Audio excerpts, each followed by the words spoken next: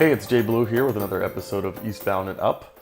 I want to start off by first apologizing that we haven't posted anything in a couple weeks. I had a travesty occur just last week where I got in a tuk-tuk and my cell phone, which I had been using to record most of my travels, fell out of my pocket and thus fell out of the tuk-tuk in Bangkok traffic. Now, I immediately asked the driver to stop, and I jumped out, was running around looking for it in the middle of traffic, and alas, it was nowhere to be found. So unfortunately, all of that footage from the past couple weeks has been lost other than what has been posted to social media. And to make matters worse, I hadn't turned on my cloud storage for some reason because this was a new phone and I had forgotten to turn on the cloud backup. So most all of that footage has been lost other than what was either recorded on my friend's phone or, like I said, what was posted on social media. So I will be bringing the lost and recovered footage that I have and some new footage from Bangkok to you in another episode next week. But in this episode, I wanted to talk about police corruption in developing countries. Now, many of you probably already know this. Developing nations are poor, and so the police are not always going to follow all the rules and regulations to the utmost. Now, I've dealt with this before, but I wanted to tell you a couple stories about here in Bangkok.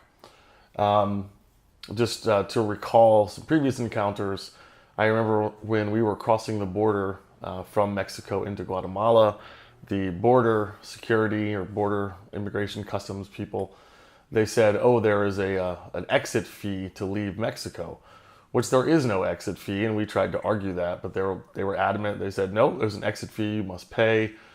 I forget what it was, 10, 20, 30 US dollars. Not a large amount of money, but nonetheless, you know, when you're traveling on a budget, that certainly eats into your expenses.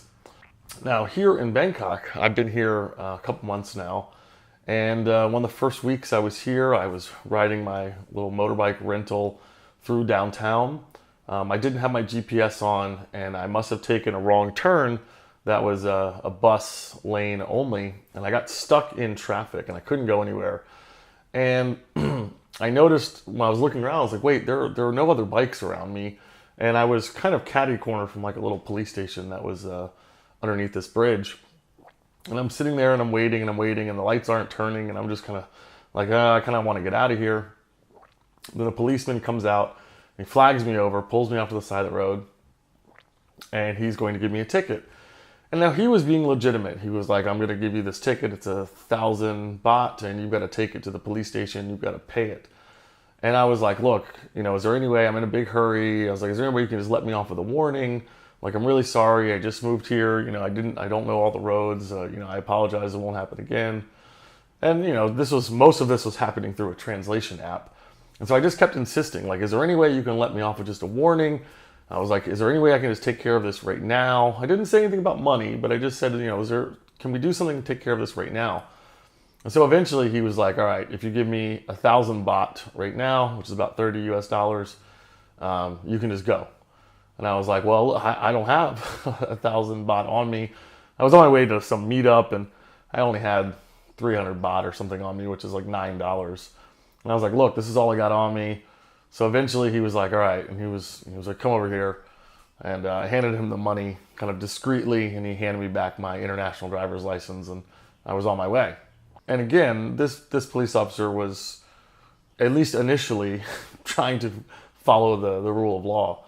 But I guess I convinced him that he should take a bribe and just let me go. Now, another incident happened. I was out riding with my friend Andy, and there was a checkpoint in the middle of the day, and they just stopped us and us only because we were foreign. They just like stood in front of the bike and they were like, pull over. And it's a rental bike. It doesn't have any plates on it, but I've got the paperwork for it. And the police officer was like, look, you've got to pay 1,000 baht for, you know, registration or something like that. And I was like, look, it's a rental bike. I'm not paying any money. And I told him straight to his face, I'm not paying you any money. I'm not paying you any money. It's not my bike. If there's an issue with it, you can take it up with the lady who owns it. And eventually I called the rental lady and I was like, look, can you talk to this police officer to like find out what's going on? Because this translation app was, you know, not the most useful, especially in a time of crisis like this. So she's on the phone with him. Another police officer comes over. He speaks a little bit of English. He's kind of joking around with us, being really friendly. And then the lady comes back on. She's saying, oh, he's saying you got to pay a fine. And I was like, well, I'm not paying him a fine. Like, it's not my bike. And so I put her back on the phone, and she says, look, just pay him 1,000 baht, and you can take it out of the rent that you owe me for like next month on the bike. And I was like, well, that's fine, because that's not coming out of my pocket. It's coming out of her pocket. And that just saves me $30 on next month's motorcycle rental. So I was fine with that. But I was still a little upset with her, because she just like was willing she was like, just pay the cop and you can get out of there. But I let her know later. I was like, look, this can't be happening every time I get stopped, and I've got to like bribe my way out of this situation. It's like, I can't afford to just give them $30 every time, they on a whim, whenever the police feel like they want to stop you. And so thankfully it hasn't happened again. If it does, I know next time I'm either going to be like, look, let's go to the police station. Let's take care of this at the police station, because that's not what they want. They don't want it to be legitimate, because if you go to the police station, then they got to file a report, and then you're actually paying the money that goes into the thing. And most of the time, they don't even really want money. They just want the bribe. So you have two options here. One, like, okay, fine, like, let's go to the police station. Let's take care of this. And if they're like, oh, no, well, then it's just a bribe.